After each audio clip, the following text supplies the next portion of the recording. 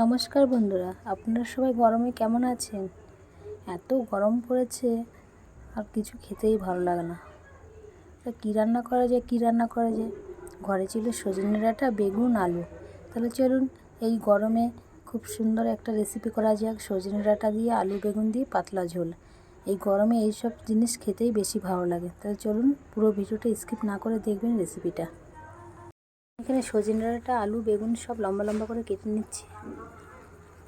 আমি যেভাবে কেটেছি এইভাবে কাটলেই সব রকম সবজিগুলো দেখতেও ভালো লাগবে। যেহেতু কাটা হয়ে গেল, এবার চলুন মশলাটা করে নিই। মশলার মধ্যে আমি নিয়েছি পেঁয়াজ, রসুন, আদা, কাঁচা লঙ্কা আর জিরে।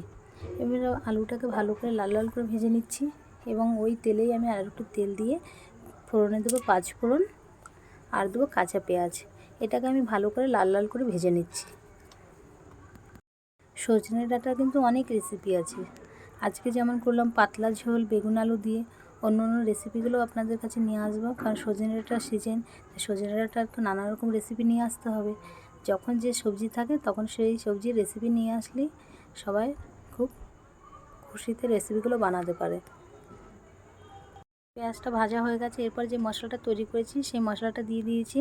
সেটা দিয়ে একটু কষিয়ে নিয়েছি। কষিয়ে নেওয়ার পরে এর মধ্যে দিয়ে দিলাম হলুদ গুঁড়ো, স্বাদ মতো নুন, আর আমি টমেটো পেস্ট করে নিয়েছি। টমেটো পেস্ট করলে হয় কি, কালারটা ভালো আসে সবজির। এগুলো সব দেখুন আমার ভালো করে কষানো হয়ে গেছে। এরপরে যে সবজিগুলো আমি রেখেছিলাম, আমি কিন্তু শুধু আলুটাই ভেজেছি, বেগুন আর ডাঁটা ভাজিনি। ডাঁটা ভাজলে ডাঁটার সেন্টটা চলে যায়। তার জন্য ডাঁটা কোনো সময় ভেজে রান্না করবেন না, সবসময় কাঁচাই ডাঁটাটা দেবেন, তাহলে কি ডাঁটার সেন্টটা পাওয়া যায়। আমি এবার এটাকে ভালো করে ঢেকে আমি কষাবো। ঢেকে কষালে হয় কি, সবজিটা ভালো করে কষানো হয়। দেখুন আমার কষানো রেডি হয়ে গেছে। এরপর আমি পরিমাণ মতো জল দেবো, কারণ আমি একটু পাতলা ঝোল রাখবো, তাই জলটা একটু বেশি লাগবে। এবার জল দিয়ে ঢেকে দেবো সেদ্ধ হওয়ার জন্য।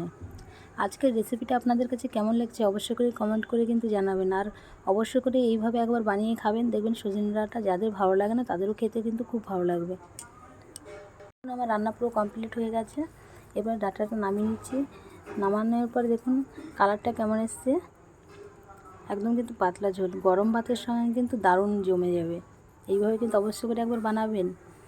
দেখুন দেখতে কত সুন্দর লাগছে, খেতে কত ভালো লাগবে বলুন তো। নমস্কার, দেখা হচ্ছে নেক্সট ভিডিওতে।